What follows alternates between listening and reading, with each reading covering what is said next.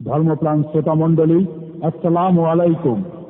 আপনারা এখন সেলিম খান নিবেদিত এই ক্যাসেটটিতে শুনবেন আন্তর্জাতিক খ্যাতিসম্পন্ন সমগ্র আরব জাহান ভ্রমণকারী, পবিত্র কুরআন বিষয়ে অগাধ জ্ঞানের অধিকারী এবং সুবক্তা হযরত মাওলানা নাসিরুল্লাহ চাঁদপুরী সাহেবের সুকণ্ঠে ধারণকৃত এই ওয়াজের ক্যাসেট। এই ওয়াজের ক্যাসেটে স্থান পেয়েছে এমন সব বক্তৃতা যা একবার শুনলে ধর্মীয় অনুভূতিতে ভরে উঠবে আপনাদের মৌন প্রাণ। ক্যাসেটটি প্রযোজনা ও প্রাপ্তি স্থান সঙ্গীতা কমপ্লেক্স, ৩৭ নুরুল হক মার্কেট, তৃতীয় তলা, পাটুয়াটুলি, ঢাকা।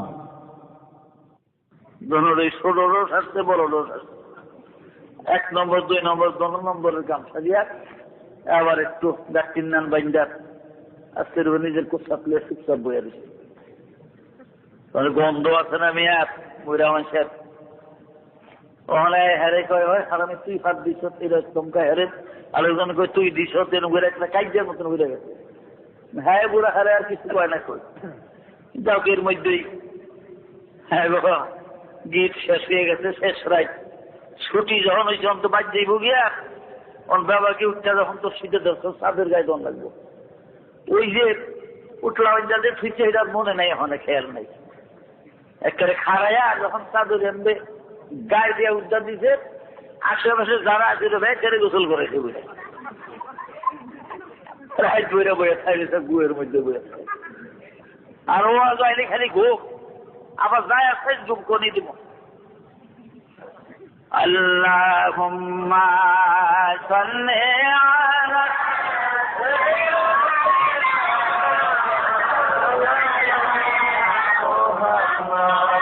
وعلى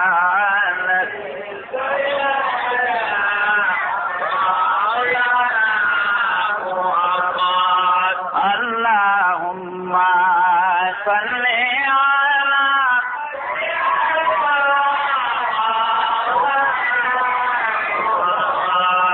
وعلى سيدنا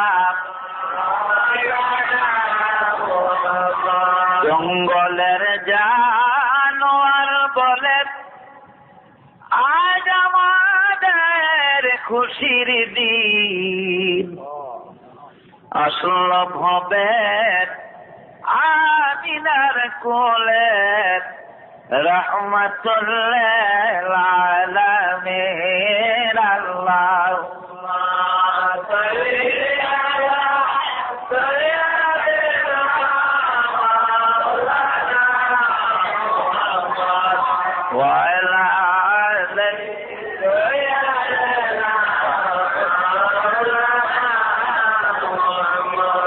গাছে চিনল নবীজিকে, মাছে চিনল নবীজি,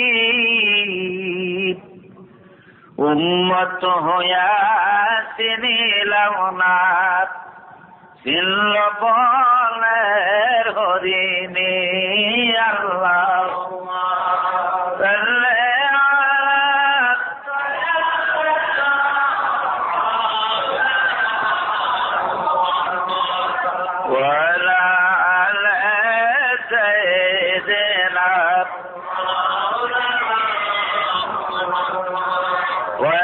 হইয়া দিনের নবী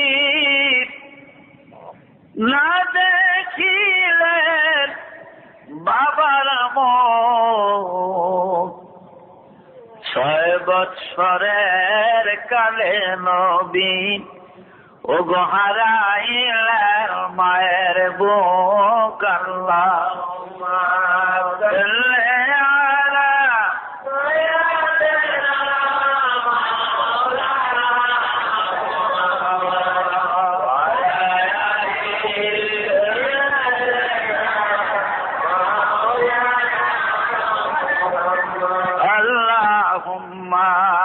সাল্লি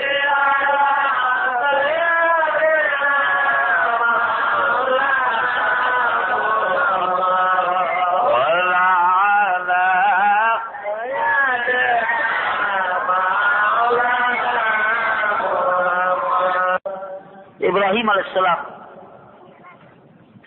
ওদেরকে বলে যে তোমাদের ভাষা আমি দাঁড়িয়ে থাকি, কয় মিয়া তুমি তো আমার তুমি ডকমক বেশি একটু হারাকে খারো তুমি। 6 নম্বর তো একটু আলাদা এক জায়গায় গিয়া আল্লাহর কাছে ডাক দিলেন, আল্লাহ এই ফারানের মাঠে বিশ্ব সুন্দরী বিবি সায়রা আজকে স্বামী বরণ করার প্রতিযোগিতার দিন, আপনি যদি হুকুম করেন আমি এখানে দাঁড়াই। আল্লাহ দিলেন, দাঁড়াও তুমি ইব্রাহিম। ইব্রাহিম আলাইহিস সালাম কার পারমিশন নিয়ে দাঁড়াইলেন? আল্লাহর পারমিশন নিয়ে কিনারে দাঁড়িয়ে গেলেন, একেবারে শেষের লাইনে, ফকির মিছিল লাইনের মধ্যে। বিবি বিশ্ব সুন্দরী সায়রা 40 জন করে 80 জন দাসী, তার 2 দাসী, সবাই সুসজ্জিতা, কোটি টাকা মূল্যের হীরার হার ফুল জড়িত। এইভাবে হাতে ঘুরিয়া বিশ্ব সুন্দরী বিবি সায়রা ঘুমটা দিয়া নামছে। ভাইরা আমার, প্রথম রাজপুত্র যারা ছিল তাদের লাইনটা অতিক্রম করলেন, উজিরদের সন্তান গুলা অতিক্রম করলেন, বড় বড় জমিদার ধনী সদাগরদের লাইন অতিক্রম করলে খালি পিছনে আসে। দাসীরা বলেন, এবং সায়রা হাজার হাজার রাজার ছেলে, উজিরের সন্তান, জমিদারের সদাগরের ছেলেগুলা এত শিক্ষিত সুসংবাদ, কাউকে কি তোর স্বামী বলে পছন্দ হলো না গো? ও সায়রা, তোর ভাগ্যে বোধহয় দুনিয়াতে স্বামী নাই, একজনকে তোর ভালো লাগলো না। বিবি সায়রা বলে, বান্ধবীরা গো, আমার মনের কথা তো গো তোরা জানোস না, আমি কার জন্য মেলা মিলাইছি। এই বিশ্ব মেলা কার জন্য সাজাইছি, আমি কাকে খোঁজ করি গো তোরা জানোস না। আমি পরপর 40 রাত্র পর্যন্ত আমি যারে স্বপ্নে দেখছি গো, আমার সেই বন্ধু এই ময়দানে বোধ আসে না।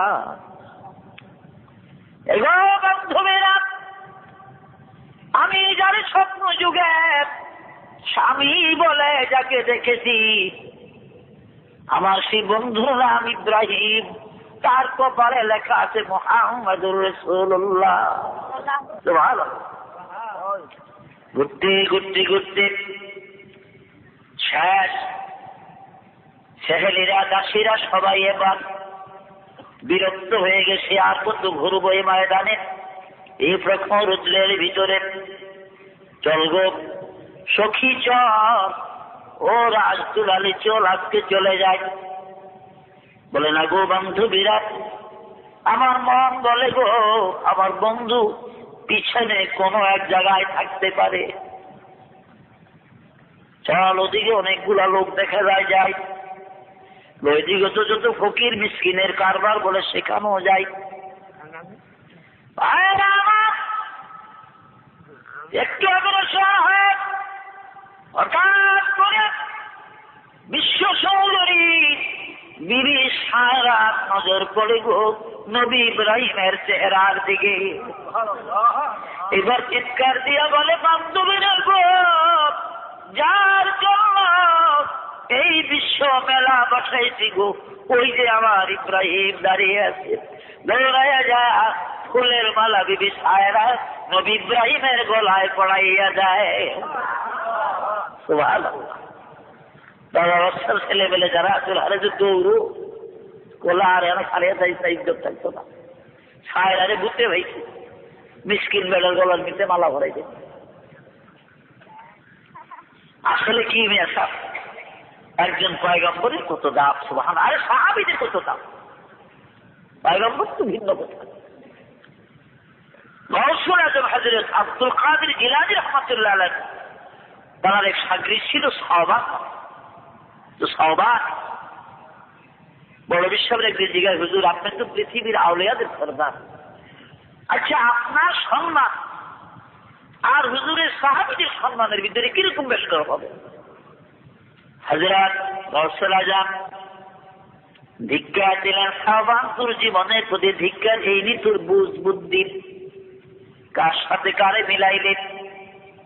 রে সাহাবা, নবীজির সাহাবীদের ভিতরে সবচেয়ে নিচের দরজা, আপনার দরজার যিনি সাহাবী ছিলেন রে, তিনি ছিলেন হযরত ওয়াহাশী রাদিয়াল্লাহু আনহু। কারণ ওয়াহাশী নিম্ন দরজার হওয়ার কারণ এই ছিল, উহুদের যুদ্ধে নবীজির চাচা হযরত আমির হামজা রাদিয়াল্লাহু আনহুকে ওয়াহাশী শহীদ করেছিল বল্লম মেরে। বর্ষার আঘাতে ওয়াহাশীর বর্ষা নাভি দিয়ে ঢুকে পিঠে দিয়ে বাইর হয়ে গিয়েছিল আমির হামজার। ওয়াহাশীর বর্ষার আঘাতে হযরত আমির হামজা উহুদে শহীদ হয়েছে। তাও যুদ্ধের মাঠে না, যুদ্ধ শেষ, উনি পাহাড়ের চিপা দিয়ে যাইতেছিলেন, আর টিকা বর্ষা মারছিলেন হযরত হামজা। হামজা বাহাদুরের সামনে কি কোনো সৈনিক আসতে পারত? সুবহানাল্লাহ। কিছুদিন পরে ওয়াহাশী মুসলমান হইলেন, কলেমা পড়লেন। আল্লাহর নবী বলেন, ওয়াহাশী রে, তুই আমার প্রাণের চাচা আমির হামজাকে শহীদ করছো উহুদের যুদ্ধে, তাও গোপন জায়গায় থাইকা মুনাফিকের মতো, সামনাসামনি পারস না। কিন্তু ওয়াহাশী রে, কলেমা পড়ার সাথে সাথে ওই গুনাহ, ওই অপরাধ আল্লাহ তোর ক্ষমা করে দিয়েছে। কিন্তু তবু রে ওয়াহাশী, আমি নিষেধ করে দিলাম তোরে রে, তুই জীবনে কোনোদিন আমার সামনে বসবি না। কারণ ওয়াহাশী, তোর মুখ দেখলে, তোর চেহারা দেখলে আমার কলিজার টুকরা কলের চাচা আমির হামজার বিচ্ছেদের আগুন আমার কলিজায় দাও দাও করে জ্বলে উঠবে। তখন হতে পারে আমি আগের বশীভূত হইয়া, গুসার বশীভূত হইয়া ওই মুহূর্তে আমি তোরে কতল করেও দিতে পারি। কাজী ওয়াহাশী, জীবনে কোনোদিন আমার সামনে বসবি না। এই জন্য শুধু ওয়াহাশী সাহাবীদের ভিতরে নিম্ন দরজায় চলে গেছে, কিন্তু তবুও ওয়াহাশী কি ছিলেন? হুজুর বলেছেন, আসহাবী কান নজুম, আমার এক একজন সাহাবী আকাশের এক একটা তারার মতো। বলেন সুবহানাল্লাহ। হযরত আবু মুহাম্মদ মুহিউদ্দিন গাউসুল আজম আব্দুল কাদের জিলানী রাহমাতুল্লাহ বলেন, শুন রে সাহাবা, নবীজির সাহাবী ওই ওয়াহাশী যদি কোন ময়দান দিয়ে ঘোড়া দৌড়াইয়া যায় রে, আর ওয়াহাশীর ঘোড়ার পায়ের নিচে যে ধুলা বালি গুলা লাগে, ওয়াহাশীর ঘোড়ার পায়ের নিচে একটা ধুলি করা যদি রে সাহাবা এক পাল্লার মধ্যে রেখে দাও, আর আমার মতো লাখো লাখো আব্দুল কাদের জিলানী রে অপর পাল্লায় রাখো রে, তবু ওয়াহাশীর ঘোড়ার পায়ের নিচে ধুলার ওজন বেশি হবে। সাহাবীদের এত মর্যাদা। বলেন সুবহানাল্লাহ। মুসলমানরা মেলা করে যত মূর্তি ঢুকতে না হাজি। আমি একবার ওয়াজ ছিল বোধহয় ওদিকে গেছি, যে আপনার যাওয়ার কালে রিক্সায় পরবর্তী জানি কোথায় যাইতে গেলে একবার দেখছি যে মেলা হয়। নাউযুবিল্লাহ, দুনিয়ার যত মূর্তি সব হাজির।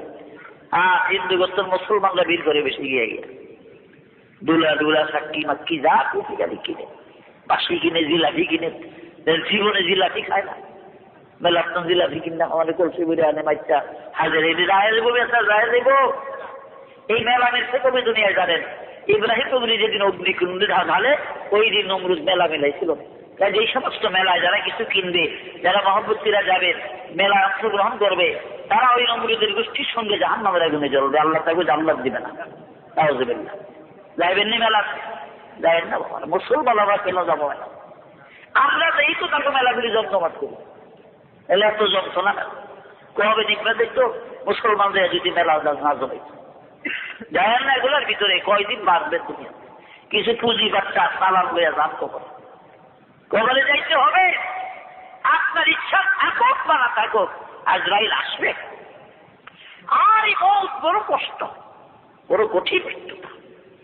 ইসমাইল নবী, ইসমাইল আলাইহিস সালাম তার 12 জন ছেলে ছিল, সবার বড় ছিল কায়দা তাফসীরে লেখে, জামে সগীরের মধ্যে লেখেন কায়দারের মৃত্যুর, ইসমাইল নবী ছেলে কায়দারের মৃত্যুর 3000 বছর পরে ঈসা নবী দুনিয়াতে আসে। ঈসা আলাইহিস সালাম একদিন কায়দারের কবরের কাছে দাঁড়াইলেন, অর্থাৎ বাইতুল মুকাদ্দাস থেকে 84 মাইল দক্ষিণ দিকে গেলে জাবরুন নামে একটা শহর আছে, ইংরেজিতে শহরটিকে হেবরন বলেন, তাওরীতে ভাষায় জাবরন বলেন, আর আরবিতে আল খালিল বাইতে খালিল রহমান বলেন। এই জায়গার ভিতরে জাবরুনে ইব্রাহিম আলাইহিস সালামের মাজার এবং তার বাড়ি। ইব্রাহিম নবীর মাজার থেকে 4 মাইল পশ্চিম দিকে গেলে বাইতুল জালালাত, এই বাইতুল জালালাত খিজির আলাইহিস সালামের বাড়ি। আমি অনেকবার গিয়েছি। বাইতুল জালালাত থেকে 2 মাইল উত্তর দিকে বাইতুল হানিনা, এইখানে ইসমাইল নবীর ছেলে কায়দারের কবর। 7 লম্বা কবরটা কায়দারের। আমি বলি অন্তত 15-20 বারের তো জিয়ারত হয়েছে। কায়দার কবর যেটা একটা বিল্ডিং এর ভিতরে, এই কায়দারের ঘর ছিল, পাথরের বিল্ডিং, কোনো ধস নমুনা নাই, কিন্তু পূব দিকের দেওয়ালটা ভাঙ্গা, জমিনে পড়ে দিচ্ছে। ইব্রাহিম নবীর মসজিদের ইমাম শেখ মোহাম্মদ মুসাকে জিজ্ঞাসা করলাম একদিন, সেদি কাইফা কাসসারু জিদারুহা, এই দেওয়ালটা কিভাবে ভাঙলো, একটু মজবুত দেওয়াল। ওয়ালাকিন হাযা কাওয়িয়ুন, এটা তো খুব মজবুত দেখা যায় দেওয়ালটা, ওগুলার মতো ভাঙ্গা কেন? তিনি বলেন, বাবা ইসমাইল নবীর ছেলে কায়দারের জান এই ঘরে করব কবজ হয়েছে, কারণ নবীদের রুহু যেখান থেকে না হয় ওই জায়গায় পয়গম্বরদের কবর হয়। এই ঘরে শোয়া অবস্থায় ইসমাইল নবীর রুহু নাই। আজরাইল আসিয়া সিনার মধ্যে হাত ঢুকাইয়া কায়দারের রুহুটা যখন টানিয়া বাহির করে, মৌতের কষ্ট, মৃত্যুর যাতনা কায়দা সহ্য করতে না পেরে পিছনের দিকে এমন জোরে লাঠি মেরেছিল রে, কায়দারের লাঠির চোটে এই দেওয়াল ভেঙে জমিনে পড়ে যায়। এই জন্য হাদিস শরীফে আছে, খবরদার কোন মৃত ব্যক্তির হাতের কাছে কোন কমজোর মানুষ বসিও না, পায়ের কাছে কমজোর বসিও না, কারণ মৃত্যুর কালে হাত পা মারা দিলে তোমার অ্যাক্সিডেন্ট হয়ে যাবে। সমস্ত শক্তি তখন হাতের ভিতরে এসে যায়, সমস্ত শক্তি পায়ের ভিতরে এসে যায় মৃত্যুর সময়। কারণ কি? মকসুদ সারাক্ষী এলমে মারিফতের কিতাবের মধ্যে গাউসুল আজম লিখেন, মৃত্যুকালে আজরাইলকে দেখিয়া মানুষের রুহটা এই দেহের মধ্যে 80 জায়গার মধ্যে জায়গা বলায়, 80 জায়গার ভিতরে এই দেহের 80টা জায়গার ভিতরে রুহটা বলায়। যখন যেদিকে যায় সেদিকে শক্তি হয়, পায়ের দিকে গেলে পাও শক্তিশালী হয়ে যায়, হাতের দিকে আসলে হাত শক্তিশালী হয়, মুখের দিকে আসলে মুখ শক্তিশালী হয়। রুহুটা 80 জায়গার মধ্যে লুকায়। শেষ পর্যন্ত আজরাইল যখন ধরে বাবা, তখন আর শক্তি কুলায় না, আজরাইল রুহু ধরিয়া নিয়ে যায়, রুহু ধরে নিয়ে যায় আজরাইল। এই জন্য সময় এখনো আছে। ইব্রাহিম আলাইহিস সালাম সাজুল মক্সার দেশের মিশরে কিছুদিন কালেমা প্রচার করে ইসলামের দাওয়াত দিয়া ওইখান থেকে বিবি হাজেরাকে উদ্ধার করেন। বন্দিখানায় ছিল, সাধু নিজেই ছিল, অনেক লম্বা ঘটনা আছে। শেষ পর্যন্ত বিবি ছায়রাকে লইয়া হযরত সাইয়েদনা নবী ইব্রাহিম আলাইহিস সালাম বাইতুল মুকাদ্দাসে আসেন। বাইতুল মুকাদ্দাস থেকে আপনার বাইতুল মুকাদ্দাস থেকে তিনি দক্ষিণ দিকে 84 মাইল, যেখানে জাবরুন নামক জায়গা, জিবরাইল আদেশ করলেন, হুজুর আপনি জাবরুনে আসেন, আপনার জন্য আমরা বাড়ি বানিয়ে রাখতে পেরেছি। যা দেখে শ্বেত পাথরের সাদা রঙের 16 কামরার বাড়ি, সুন্দর ইব্রাহিম আলাইহিস সালামের পাথরের। ইব্রাহিম খুশি হলেন। ইব্রাহিম, এটা কার বাড়ি হুজুর? আপনার। আমার জন্য বাড়ি বানাইছো, কি দরকার? বলে হুজুর আপনি নমরুদের অগ্নিকুণ্ডে যেই দিন নিক্ষিপ্ত হন, সেই দিন থেকে 40 দিন ইব্রাহিমের আপনি নমরুদের অগ্নিকুণ্ডে ছিলেন। এই 40 দিনের মধ্যে আমরা ফেরেশতারা আপনার জন্য বাড়ি বানাইয়া রাখছি। আল্লাহ তো কোনো বাড়ি বানিয়ে রাখছি। ভাইরা আমার, আর বললেন এই যে 7,000 গরু এগুলি আপনার, 4,000 উট এগুলি আপনার, তারপরে 70,000 দুম্বা বকরি এগুলি আপনার, আল্লাহ পাকের তরফ থেকে দেওয়া হয়েছে আপনাকে। কারণ নমরুদ আপনার পরে রিজার্ভ খুলে বস্ত্র খুলে আপনাকে জীবনের সর্বহারা করে, সর্বহারা মানে কি যার কিছু নাই। আমি তো বলি যারা এই যে ভণ্ড ল্যাংনা ফকির কি সর্বহারা নাও, তিনজনের যখন কাপড় নাই এই সর্বহারা, ল্যাংডিও নাই। ভাইয়েরা আমার, কিছুই আপনার ছিল না। এই জন্য আল্লাহ খুশি হইয়া এই বিশাল সাম্রাজ্যের অধিকারী আপনাকে করেছেন। এই বিরাট বাড়ি আপনার, এই ময়দান সব আপনার। বলেন সুবহানাল্লাহ। ভাইয়েরা আমার, ইব্রাহিম আলাইহিস সালাম বাইতুল মুকদ্দাসে যাওয়ার 10 দিন পরে জিবরাইল 12,000 কুকুর নিয়ে আসছে। 12,000 কুকুর, লাল রঙের বড় বড় কুকুর, 12,000 কুত্তা। প্রত্যেকটা কুকুরের গলা একটা করে সোনার মেডল। বলেন সুবহানাল্লাহ। সোনার মেডল ঝুলতেছে শিকল। ইব্রাহিম আলাইহিস সালাম আসলেন জিবরাইল এর কাছ থেকে, ইয়া জিবরিল লিমা জিতু জিতা কিলাম, কুত্তাগুলি আনছো গেলি? বলে হুজুর কুত্তা হচ্ছে আল্লাহর হুকুম, এগুলি 40 দিন থাকবে আপনার কাছে, তারপরে আবার নিয়ে যাবেন আল্লাহ। বলে কেন দেওয়া হইল কেন? বলে আল্লাহর আদেশ হয়েছে 12,000 শিকারী কুকুর হইয়া আপনি নমরুদের দেশে যাবেন। নমরুদের দেশে যাবেন আপনি, শুধু শহরের মধ্যে একটা চক্কর দিয়ে আবার চলে আসবেন কুকুর গিলে নিয়ে। ইব্রাহিম আলাইহিস সালাম 12,000 শিকারী কুকুর সোনার মেডল গলায় ঝুলে চক্কর দিলেন নমরুদের রাজধানীর চারদিক। যখন কুকুরগুলি দেখছে সমস্ত মানুষ কম্পন শুরু হয়ে গেছে, থরথর করে ঘরে ঢুকছে, বিল্ডিং এ ঢুকছে, যার যা ঘর আছে দরজা কপাট জানালা সব বন্ধ, হাত দিয়ে খালি সুবি দিয়ে ছায়া থরথর করে কাঁপে। আজকে ইব্রাহিমের বাদশা নমরুদ অগ্নিকুণ্ডে ঢালছে, ওই দেশ 12,000 কুকুর এই দেশ গারজ করে দেবে। আর বেবিলনবাসীরা আফসোস করে আর বলে, হায় রে দেখ রে তোরা আদরের সন্তান ইব্রাহিমকে আমাদের বাচ্চা নমরুদ লক্ষ্য করে বস্ত্রহীন করে অগ্নিকুণ্ডে ঢেলেছিল, কোন সম্বল যার ছিল না রে। ওই দেখ ইব্রাহিমের প্রভু কত ধনী রে, ইব্রাহিমকে 12,000 শিকারী কুকুর দিছে, প্রত্যেকটা কুকুরের গলায় সোনার মেডল ঝোলে, আর আমরা আমাদের বিবির গলায় একটা সোনার অলংকার পরাইতে পারি না। এই নমরুদের গোষ্ঠীর মনে ব্যথা দেওয়ার জন্য আল্লাহ পাক কি করলেন, ইব্রাহিম আলাইহিস সালামকে 40 দিনের জন্য 12,000 কুকুর দিয়েছিল। বলে সুবহানাল্লাহ।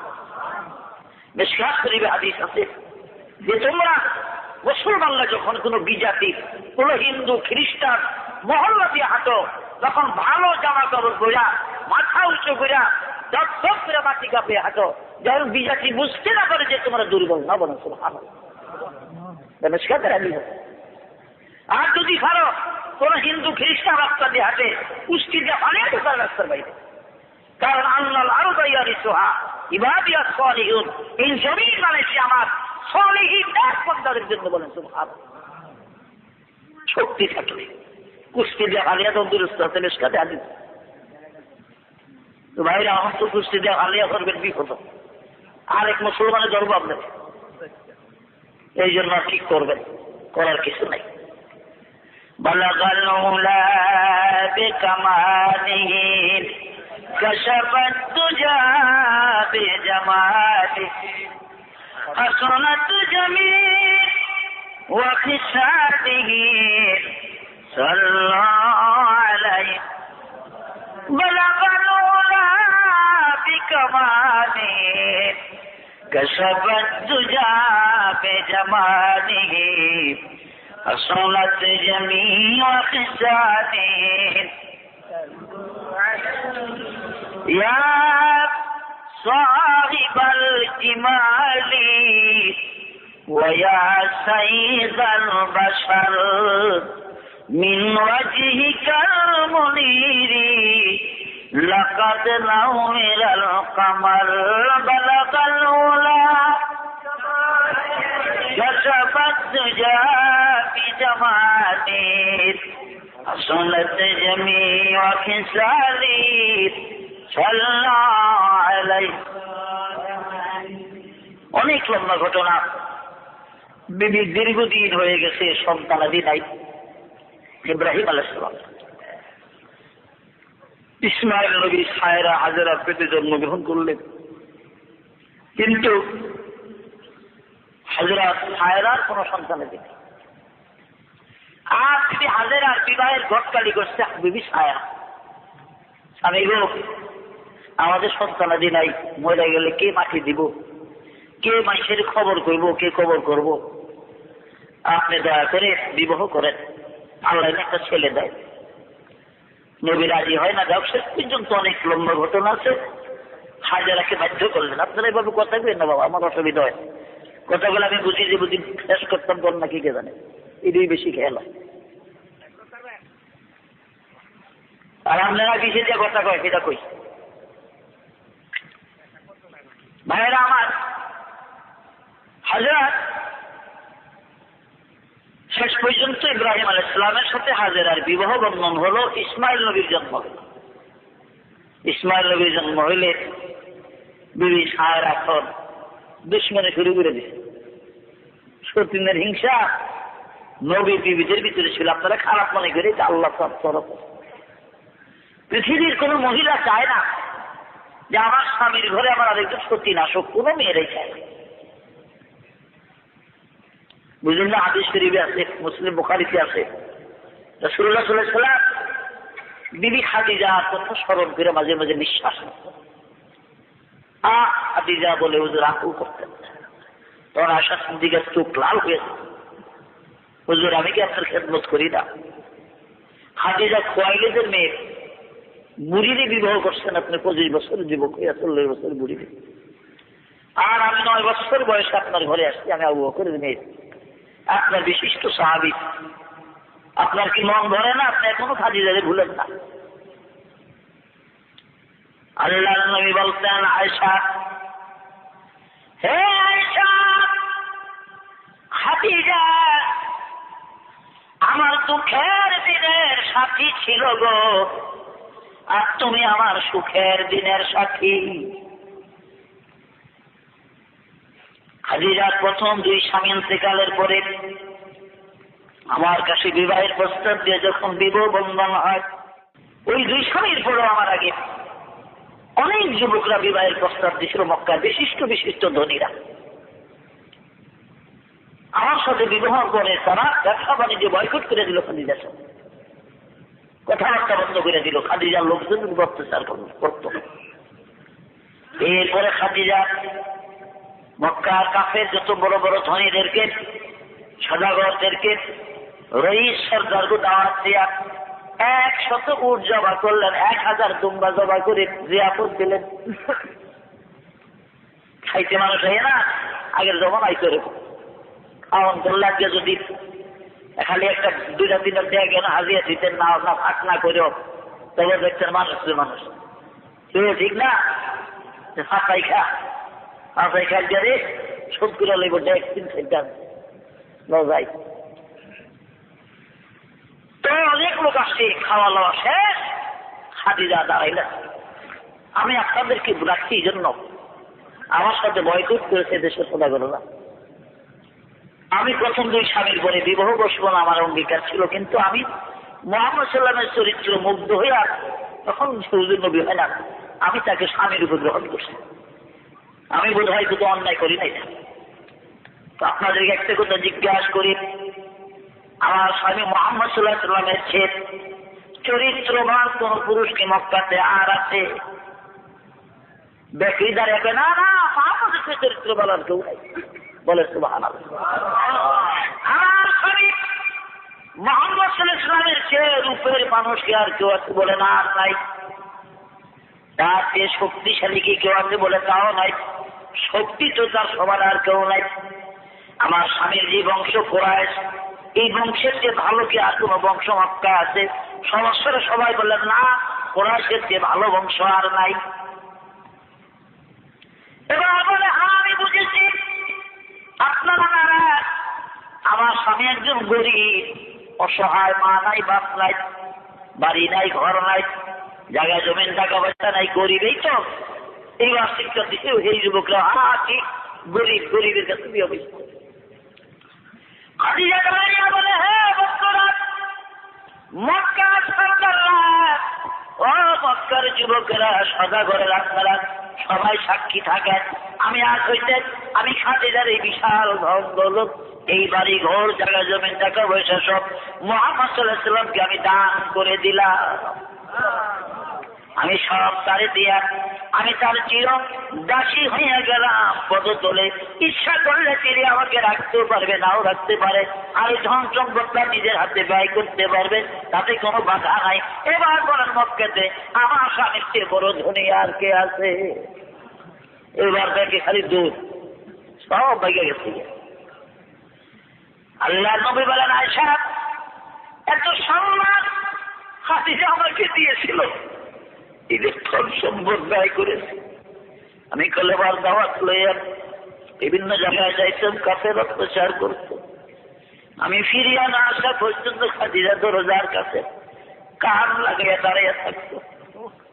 আমি 2 দিন 3 দিন 4 দিন পরে আসলে গভীর রাত্রে আসেও যদি দরজার কাছে আওয়াজ দিয়া গেলে খাদিজা বলে একটা ডাক দিতেন, সাথে সাথে দরজা খুলিয়ে দিত। জিজ্ঞাসা করতাম, খাদিজা গো, যখনই আসি দরজাতে সাথে সাথে খুলে দো, তুমি কি শোও না, তুমি কি ঘুমাও না, খাও না? বলে, ইয়া রাসূলুল্লাহ, কসম আল্লাহ, আপনার ঘর থেকে বিদায় দিয়া 2 দিন হয়, 4 দিন হয়, 5 দিন 7 দিন হয়, আমি পাক করি না, রুটি বানাই না, 1 গ্লাস পানি হাতে লইয়া দরজার কিনারে কান লাগিয়া থাকি। কোন সময় জানি গো, দিনের নবী আসিয়া খাদিজা বলে আমাকে ডাকে। সুবহানাল্লাহ। আয়েশা, আমার খাদিজা যদি না হইতো, ফাতেমা হইতো না, ফাতেমা না হইলে হাসান হুসাইন হইতো না, হাসান হুসাইন না হইলে শুহাদায়ে কারবালা হতো না, আর শহীদে কারবালা না হইলে গো আয়েশা আমার উম্মত জান্নাতে যাইতে পারতো না। আয়েশা বলেন, কসম আল্লাহর, ওই দিন থেকে জীবনে আর কোনদিন আমি খাদিজার কথা শুনলে নবীর মুখে অভক্তি করি না। আমিও খাদিজার কথা মনে করে করে কাঁদতাম। সুবহানাল্লাহ। বন্ধুরা আমার, হাজেরার সাথে ইব্রাহিম নবী বিবর হলো, ইসমাইলের জন্ম হলো। সায়রা কয় কাজ করেন, হাজেরারে আর ইসমাইলের বনবাস দেন, আমার কাছে থাকতে পারবেন না। বলে, যে কও কি তুমি? বলে, হ্যাঁ, কি কোনো বনবাস দিয়ে দেন। কোথায় দিতাম? দিলেন এমন জায়গায় যেখানে কোনো উপরে গাছ গাছলা নাই, যেখানে কোনো বিছানা নাই, যেখানে মানুষ নাই, যেখানে প্রাণী নাই, যেখানে শুধু মরুভূমি, এমন জায়গাতে দিতে হবে। পয়গম্বর তো চোখের বাড়ি ছেড়ে দিলেন, কি করি এখন আমি? জিবরাইল আসলেন, ইয়া ইব্রাহিম, আল্লাহ পাক জানাইয়া দিছেন আপনার বিবি সায়রা ইসমাইল হাজেরাকে যেই জায়গায় যত দূরে যেমন স্থানে বনবাসের কথা বলে আল্লাহ পাক সমর্থন করেন সায়রার কথা, ঠিক ওই জায়গায় বনবাস দিয়া দেয়। সুবহানাল্লাহ। মক্কায় লয়ে গেলেন ১,৫০০ মাইল দূরে, মদিনা শরীফ হলো ১,৫০০ মাইল, ১৪৫০ মাইল বাইতুল মুকাদ্দাস থেকে। আর মদিনার থেকে ২৭০ মাইল হলো মক্কা মুআজ্জাম, প্রায় ১৬০০-১৭০০ মাইল দূরে।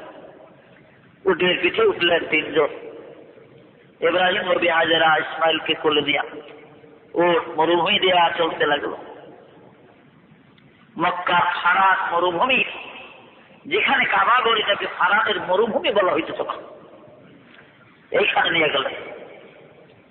উটের থেকে নামলেন ইব্রাহিম আলাইহিস সালাম, হাজেরা ইসমাইলকে নামাইলেন, বলে এইখানে তোমরা থাকো, এইখানে তোমাদের থাকার জায়গা, এক মশক পানি দিলেন, 9টা বা 10টা খুরমা দিলেন হাতে।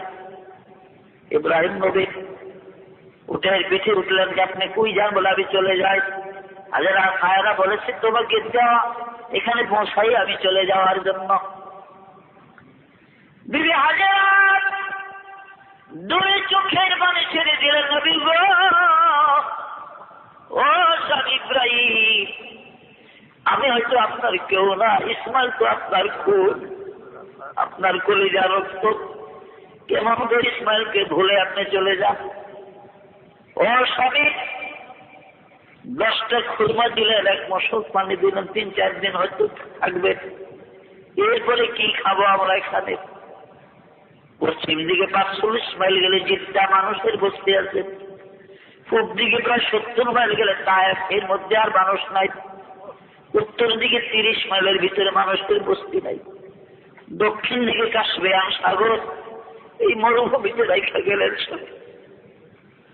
তবে হ্যাঁ আমার স্বামী ইব্রাহিম, আমি একটা কথা আপনাকে জিজ্ঞাসা করি গো স্বামী, আমাদের এই বনবাস, আমি আর আমার সন্তান ইসমাইলের বনবাসকে আপনার নিজের ইচ্ছায় করলেন না আমার আল্লাহর ইচ্ছায় করলেন?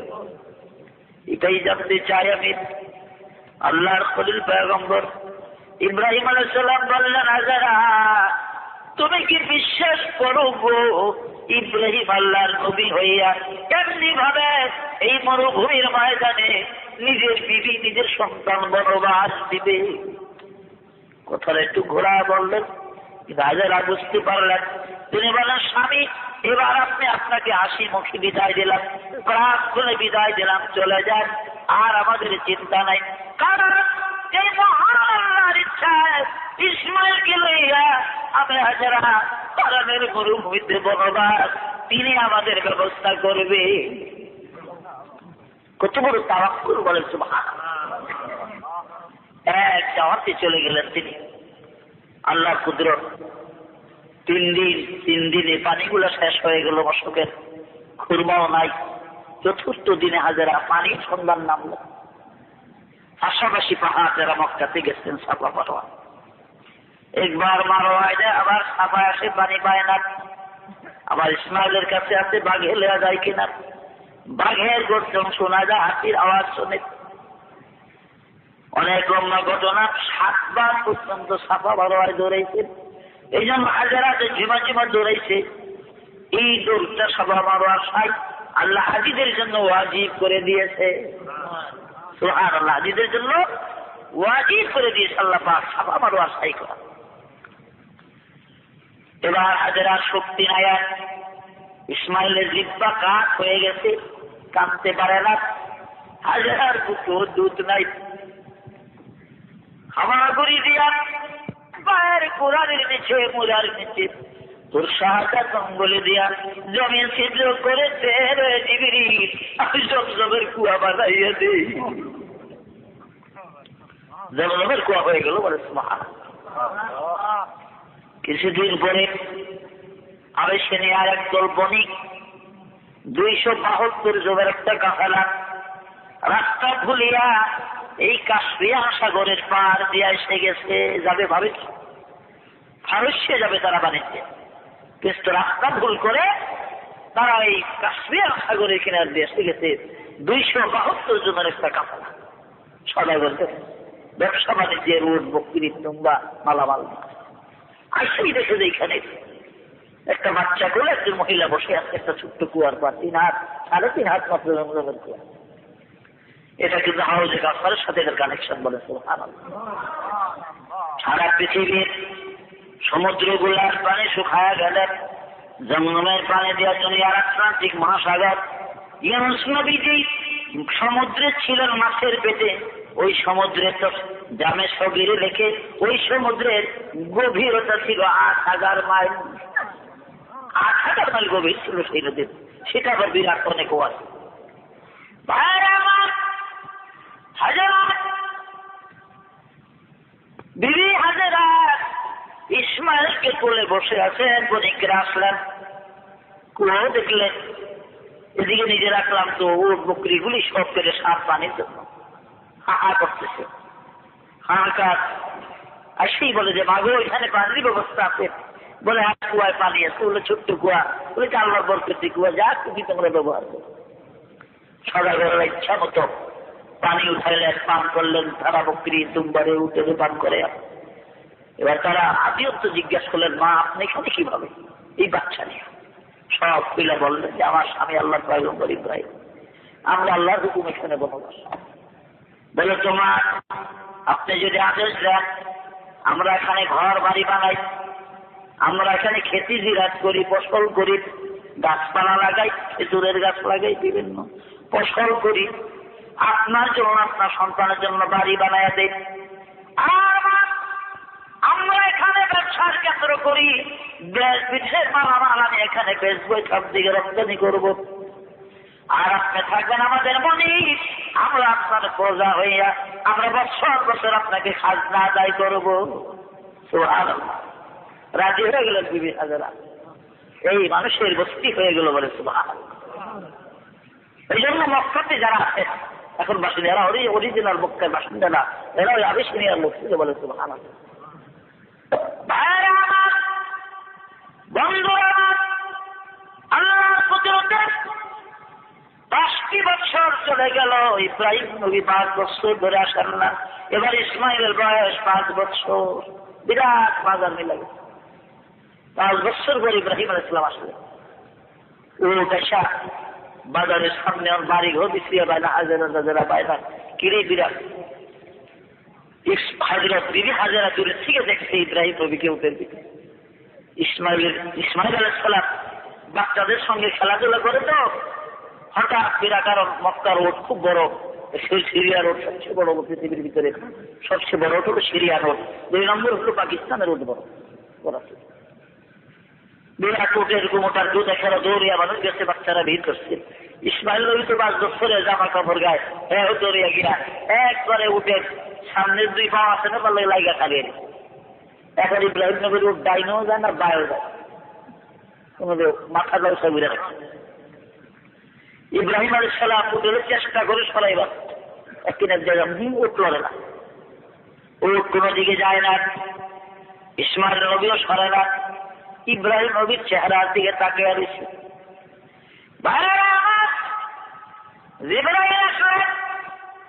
ইব্রাহিম আপনি কিয়ামত পর্যন্ত যদি হায়াত পান আর এইভাবে উঠকে চেষ্টা করেন, উঠ আপনার এখান দিয়ে কদম দিবে না, কারণ এই বাচ্চাটা ওই যে উটের পায়ের সঙ্গে দাঁড়ানো, আপনি জানেননি এই ছেলে থেকে এটা আপনার বনবাসের ইসমাইল, এটা আপনার বনবাসীর ইসমাইল।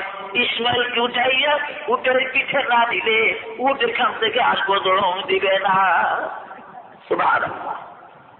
খুশি হয়ে গেলেন, ঝাঁপিয়া নামলেন, ইসমাইলকে বুকে জড়াইয়া উটের লাগাম ধরে ধরে ইসমাইল নবী দেখিয়ে দিলে যে আমাদের ঘর।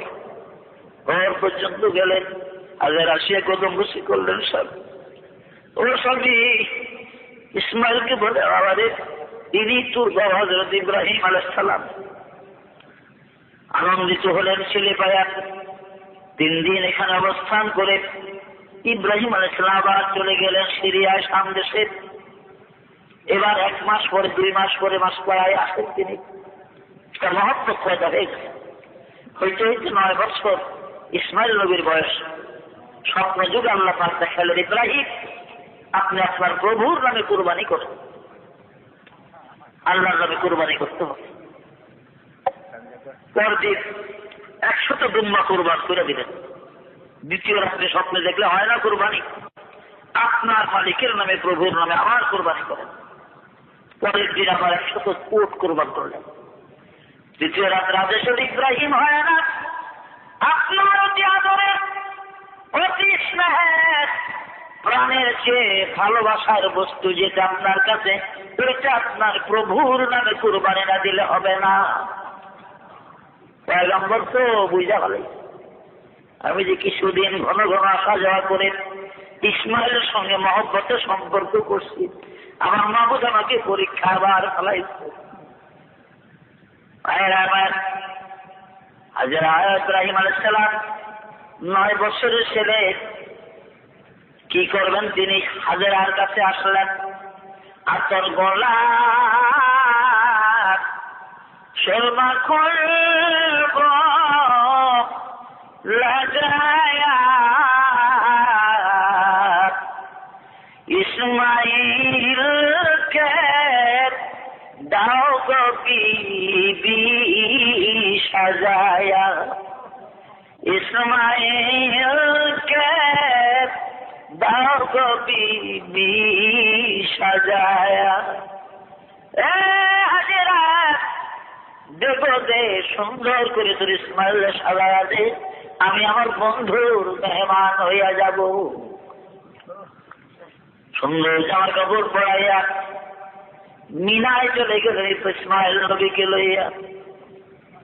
এদিকে শয়তান হাজারার কাছে যায়, হাজারা কি করলি গো, তোর দুলাল ইব্রাহিমের হাতে দিলি, ইব্রাহিমের তো চাদরের ভিতরে ছুরি, ইব্রাহিমের প্রভু ইসমাইলের কুরবানি চাইছে, এখন এই মিনাই নিয়া ইসমাইলের জবাহ করে দিবে। হাজারা বলে শয়তান আমি বুঝেছি তুই শয়তান ভালো, বাপ হইয়া কিরে সন্তান কুরবানি দেয়, যদি আমার আল্লাহ কুরবানি চায় থাকে রে এক ইসমাইল কেন, হাজার ইসমাইল হলে নিজের হাতে কুরবান করে দিব আল্লাহর নামে। জিদ করতে পারে না। এবার পাশে পাশে ইসমাইল আলাইহিস সালামকে দেওয়া শুরু করছে। ইসমাইল গাছ না তোর বাবার লাগে, তোর বাবার চাদরের ভিতরে ছুরি, তোর জবা করবো। ইসমাইলের ভিতরে ছোট্ট মানুষটা, আব্বা এই বইরা দরবেশ বেলা খেলে আমার মানা করে এই চারটার লাগে। ইব্রাহিম আলাইহিস সালাম এটা শয়তান বাজারে ধরে মাথার মাথা ঢিল মারা শুরু করছে। আপনি ভুলতা বাজারে যাইবেন, আপনার ছেলে গো বাবা কুত্তাটা খালি আইয়ে আপনার দুটা ঢিল মেলাতে যাইবো গিয়া, দুইটা মারবো না বেশি মারবো। ফোলা বাধ্য আপনার ঘরে বাজারের কাছে গেছেন গিয়ে হাইগালি উত্তর দিকে যাইয়া মারতে মারতে 50টা পর্যন্ত মারছে ইসমাইল নবী শয়তানের ঢিল। হঠাৎ ইব্রাহিম নবীর খেয়ালে দিকে রে মারতে মারতে গেলে হেবি জায়গা ইসমাইল, ইসমাইল আর লাগতো না। এই যে হাজিরা 9 জিলহজ আরফার মাঠে অবস্থান করিয়া বিকাল বেলা মুজদালিফা আসিয়া 49টা কুঙ্কর গাছটি বেঞ্জাল হয়। আর এগুলা 3 দিনে মিনা বাজার শয়তানকে মারে। ইসমাইলের ওই কঙ্কর মারার অনুকরণ আল্লাহ হাজিদের জন্য বাবা সুন্নত করে দিতে বলেন সুবহানাল্লাহ। এবার মিনায় নির্দিষ্ট স্থানে নিয়া ইব্রাহিম নবী ইসমাইলকে লইয়া বসলেন আর বলল, বাবারে ইন্নী আরা ফিল মানামি আন্নী আযবাহু, আমি স্বপ্নে দেখছি আল্লাহ পাক বলছেন তোরে জবাহ করার জন্য, কুরবানি দেওয়ার জন্য। ফামাযা তারা, এখন বাবা তুই কি বলস, তোর মত কি? 9 বছরের সন্তান ইসমাইল নবী কি জবাব দেন? ইসমাইল নবী বলেন, ইয়া বাতি ফাআল মা তু'মার সাতাজিদুনি ইনশাআল্লাহু মিনাস সাবিরিন। আপনাকে আল্লাহ পাক যে আদেশ আপনাকে করেছেন আমার কুরবানি দেওয়ার জন্য, আপনি দেরি করিয়া না, আপনার কাজ আপনি করেন বাবা। কারণ যদি দেরি হয়ে যায় তাহলে আল্লাহ পাক হয়তো নবীর দপ্তর থেকে আপনার নাম কেটে দিবে। কেমন স্বপ্ন! ইব্রাহিম আলাইহিস সালাম পকেটের থেকে দড়ি বাইর করলেন, রশি বাইর করলেন, রশি তো বাবা রশি দিয়ে কি করবেন? বলে তোর হাত পাও বাঁধবো, আমি বুড়া মানুষ, ছুরি চালাইবার গেলে তুই নড়াচড়া করতে পারো, হাত পাও লাগবি, তখন বেঘাত হবে, কুরবানি হবে না। এই জন্য তোর হাত পাও বাইন্দা লমু এই রশি দিয়া। ইসমাইল নবী আব্বা বাবা গো আপনি কি বিশ্বাস হয় না বাবা? আমি বললাম সাতাজিদুনি ইনশাআল্লাহু মিনাস সাবিরিন, আপনি যখন আমার গলায় ছুরি দিবেন আমি নড়াচড়া করব না, ইচ্ছা করে গলা বাঁধিয়ে দিব। আর আপনি আমাকে সবরকারীদের মধ্যে দেখবেন, ধৈর্যশীলদের ভিতরে পাবেন, এদেরকে আপনার বিশ্বাস হয় না। রশি দিয়ে যদি ইসমাইলের হাত পা পাঁচটা লোক এই পৃথিবীর জমিনে কিয়ামত পর্যন্ত আপনার সন্তান ইসমাইলের নামে একটা কলঙ্কের ইতিহাস রচনা হবে। ইব্রাহিম নবীর ছেলে ইসমাইল বিনা বাজার আল্লাহর নামে কোরবানি হইতে রাজি হয় না, এই জন্য হাত পাও বাঁধা লইছে। রাজি বাবু আপনি আমার গলায় ছুরি দিবেন, সাথে জিজুরি ইনশাআল্লাহ মিনাস সাবিরিন, আমাকে ধৈর্যশীলদের ভিতরে পাবেন, ইচ্ছা করে গলা বেঁধে দিব।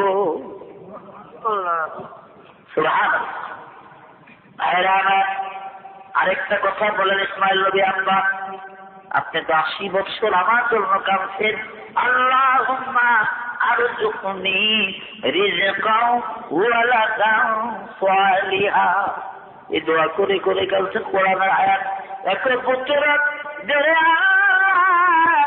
এক পুত্র দে, কামাই খাইবার স্বাদ নাই রে মাওলা রে, মাটি দিবে কে?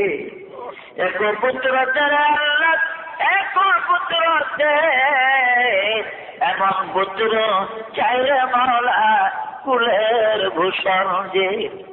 আপনি 80 বছর কাঁদছেন, বড় আদরের আমি আমার গলায় ছুরি দিতে আপনার মায়া লাগবে, আমার মুখ দেখলে আপনার ছুরি নাও চলতে পারে। আরে দেন রুমালটা, আপনার চোখগুলি আমি বন্ধ করে দিই, আমি নিজের হাতে আপনার চোখ বাচ্চা দেই গো বাবা, তাহলে ইসমাইলের মুখ না দেখলে ছুরি চালাইতে মায়াও লাগবে না। নিজের হাতে বাবার চোখ বাঁধতে দিলেন।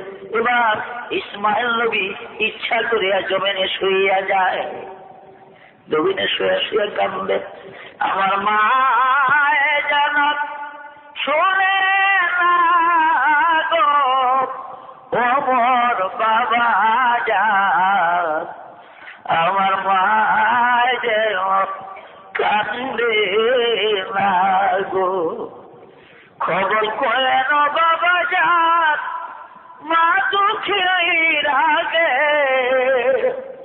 তোমার ইসমাইলের খাইছে মা গো ওই মিনা বলে বাগে, আমার মা যেন কান্দে না গো। ইসমাইলের কোরবানি আছে, যখন কোরবানি দিয়ে বাড়িতে যাবে, নিজের হাতে যে পুত্র কোরবানি দিছেন এই কথা আমার মা হাজেরার কাছে বলিয়েন না।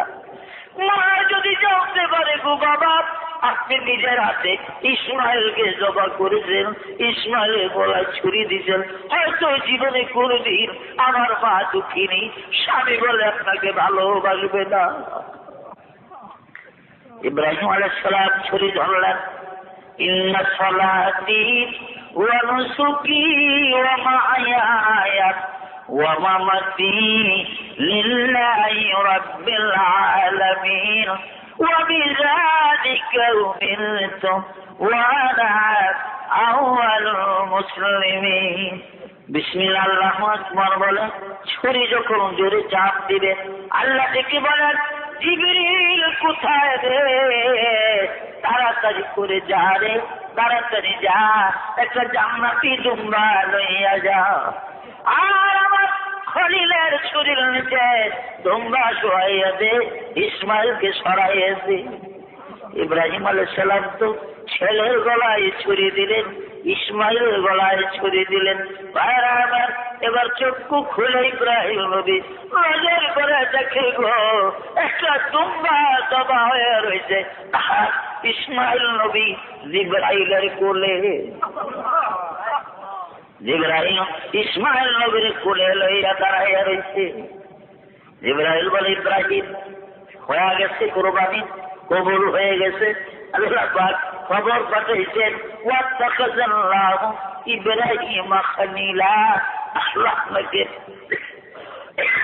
মাবুদ আপনাকে বন্ধু বলে ঘোষণা করেছেন, আপনি পরীক্ষায় কামিয়াব হয়েছেন।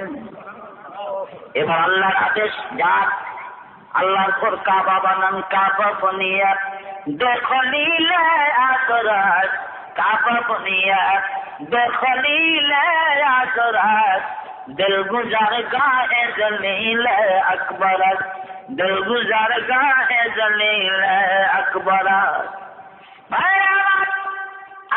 নবীকে বানাইবার 10,000 বছর পূর্বে সর্বপ্রথম কাবা শরীফ ফেরেশতারা বানায়। নূহ নবীর তুফানে এই কাবা নষ্ট হয়ে যায়। ইব্রাহিমের দ্বারা কাবার দ্বিতীয় বুনিয়াদ হয়। আল্লাহর ঘর কাবা বানাইয়া কমপ্লিট করলেন। আর আমার আল্লাহ আদেশ করলেন, ইব্রাহিম গো, এবার আপনি কাবার ছাদের উপরে দাঁড়াইয়া 120 বার আযান দেন। 120 বার আপনি আযান দেন। ইব্রাহিম নবী বলে, আল্লাহ, কে শুনবে আমার আযান? মানুষ তো নাই, খালি স্থানীয় যারা আছে। আল্লাহ বলে, ইব্রাহিম শোনাইবার মালিক আমি। রুহে জগতে যারা আছে, পৃথিবীর যেখানে যারা আছে, এই আযান আমি সকলের কানে পৌঁছায়া দেব। মনোযোগ দিয়া যে যতবার আপনার আযান শুনবে সে ততবার হজ করবে। ভাইরা আমার, জিবরাইল আসলেন। কাবা বানাইয়া কিছু কঙ্কর বেশি হয় অবশিষ্ট। এই কঙ্কর গুলিকে জিবরাইল আলাইহিস সালাম 2 ভাগ করলেন। এক ভাগের মধ্যে আমার আল্লাহর নাম লিখলেন, আর দ্বিতীয় ভাগে নবী মুহাম্মদ সাল্লাল্লাহু আলাইহি ওয়াসাল্লামের নাম লিখলেন। মুহাম্মদ নাম লিখলেন এক ভাগে, আল্লাহর নাম লিখলেন আরেক ভাগে। আর জিবরাইল কাবার দরজায় দাঁড়ায়া এই কঙ্কর গুলি সারা দুনিয়ার জমিনে ছিটাইয়া দিছে, পৃথিবীতে ছিটাইয়া দিছে। ইব্রাহিম নবী বলেন, জিবরিল কি করলে? জিবরিল, আল্লাহ এই পবিত্র কাবার পবিত্র কঙ্কর কেন রে জিবরাইল তুমি দুনিয়ার নাপাক জমিনের মধ্যে ছিটাইয়া দিলা? জিবরাইল বলে, ইব্রাহিম গো, আপনি তো জানেন না আমি আল্লাহর হুকুমে ছিটাইয়া দিয়েছি। আল্লাহ রাব্বুল আলামিনের নাম লেখা কঙ্কর গুলা গো ইব্রাহিম পৃথিবীর যেই জমিনে যেই জায়গায় পড়বে ওই জায়গায় আল্লাহর ঘর মসজিদ তৈরি হবে। আর নবী মুহাম্মদ রাসূলুল্লাহ নামের কঙ্কর ইব্রাহিম দুনিয়ার যেই জমিনে পড়বে ওই জায়গাতে নবীর ঘর মাদ্রাসা হবে। সুবহানাল্লাহ। আপনাদের এই মহিলা মেয়েদের মাদ্রাসা, এই দাখিল মাদ্রাসা, আল্লাহর মসজিদ, খানায় কাবার কঙ্কর পড়িয়া আল্লাহ নামের কঙ্করে মসজিদ, মুহাম্মদের নামের কঙ্করে মাদ্রাসা, বলেন সুবহানাল্লাহ।